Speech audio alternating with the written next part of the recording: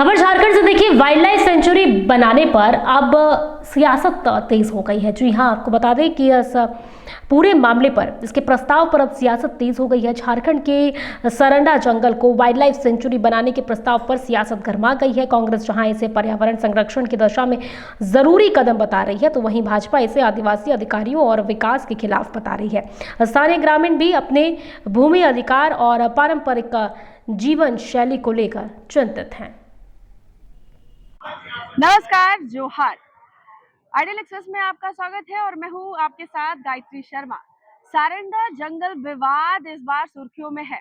जी हां, जहां एक और सारंडा जंगल में वाइल्ड लाइफ सेंचुरी बनाने को जो मंजूरी मिली है, हाईकोर्ट का जो फैसला है, उसे लेकर के आदिवासियों में काफी आक्रोश है। इस आक्रोश की वजह यह है कि आदिवासी जो मूलवासी है सारंडा जंगल को, उन्हें यह लगता है कि उनकी आजीविका पे प्रहार है। उन्हें यह लगता है कि उनका जो अधिकार है जंगल पे, वो कहीं ना कहीं छिन जाएगा। लेकिन झारखंड सरकार ने उन्हें आश्वासन दिया है कि अगर सारंडा जंगल को वाइल्ड लाइफ सेंचुरी बनाया जाए तो कहीं ना कहीं वहां पे रहने वाले पशु पक्षी वन सभी को अच्छा संरक्षण मिलेगा, खनन पर ध्यान दिया जाएगा तथा एक वहां के रहने वाले लोगों को भी रोजगार दिया जाएगा। लेकिन आदिवासी बहुत चिंतित है। उन्हें लग रहा है कि एक बार फिर विस्थापन की पीड़ा उन्हें झेलनी पड़ेगी। ऐसे में पक्ष और विपक्ष दोनों ही हमलावर नजर आ रहे हैं।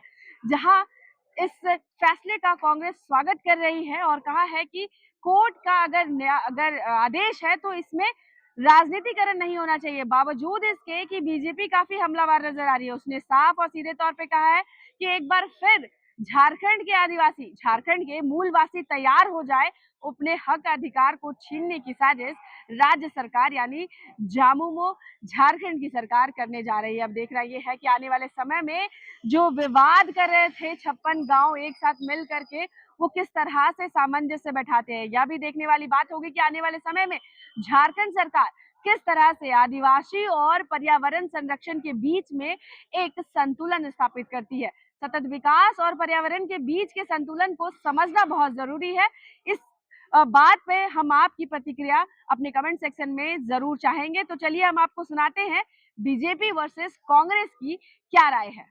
हेक्टेयर जमीन को गलत तरीके से उसमें शामिल किया गया। ये पूरी की पूरी कहानी एक तरह से फाइल को विभाग ने छिपा कर रखा ताकि ये फायदा खनन माफियाओं को, सत्ता में बैठे हुए जो स्टेट स्पॉन्सर, जो करप्शन में जो शामिल लोग रहते हैं और माफियाओं के संरक्षण में जो राजस्व, जो सरकारी राजस्व और सरकारी खजाने में आने चाहिए, वो खजाने को निजी राजस्व बनाने की एक तरह से पटकथा रची गई थी, एक कहानी रची गई थी। और हम मांग करते हैं कि ईडी इसमें जल्द से जल्द इंटरफेयर करे ताकि राज्य के 3.5 करोड़ जनता की जो राजस्व को, राज्य की जो राजस्व को लूटने वाले लोग के किंगपिन कौन है, कौन कौन लोग इसमें शामिल है, वो के 1,42,000 करोड़ तक पहुंच चुका है। वो पैसा भी हम बार बार मांग रहे हैं, लेकिन केंद्र की सरकार वो पैसा भी हमें नहीं दे रही है।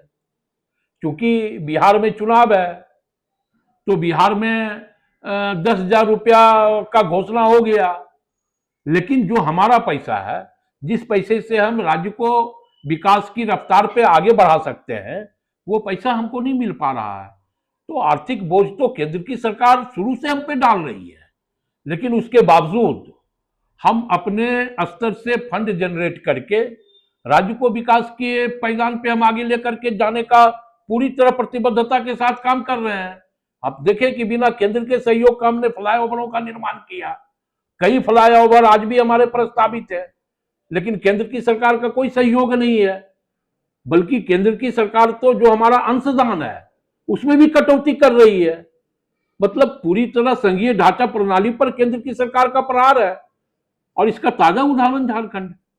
सर, बीजेपी का कहना है कि यह जंगल के संरक्षण के लिए यह नहीं किया जा रहा है, बल्कि आदिवासियों एक बार फिर से विस्थापित होंगे, इसके लिए ये पहल है। हास्यास्पद नहीं लगता जब भारतीय जनता पार्टी जंगल को संगठित करने का की जब बात करती है। अडानी को आपने आसाम में दे दिया, 3 लाख पेड़ कटवा दिया आपने। वो जंगल नहीं था, वो जंगल था तो आप अपने पूंजीपति मित्रों को जंगल काट करके दे दो और हमारे ऊपर इल्जाम लगाओ। आदिवासियों के हित और अधिकार के लिए कानून किसने बनाया? यूपीए सरकार ने बनाया। वन अधिकार कानून किसने दिया?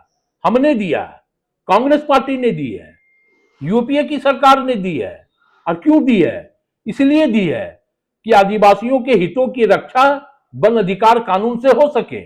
लेकिन इन 11 सालों में वन अधिकार कानून को पूरी तरह उसके तमाम प्रावधानों को हटा करके केंद्र की सरकार वन अधिकार कानून को पूरी तरह अनुपयोगी साबित कर दिया है।